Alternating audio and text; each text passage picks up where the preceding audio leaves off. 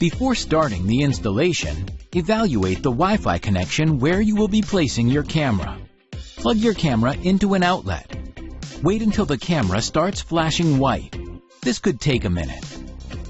If the LED does not turn white after 2 minutes, hold down the reset button and release when the LED begins to blink white, which may take about 6 seconds. Once the camera begins to blink white, this means that the camera is broadcasting its own Wi-Fi network. On a Wi-Fi enabled device, connect to your camera's wireless network.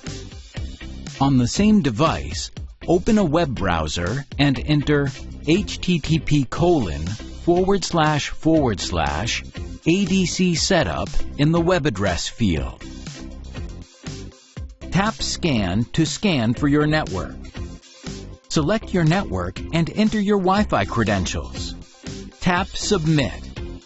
The LED will turn solid green when the connection to the ADC servers is complete.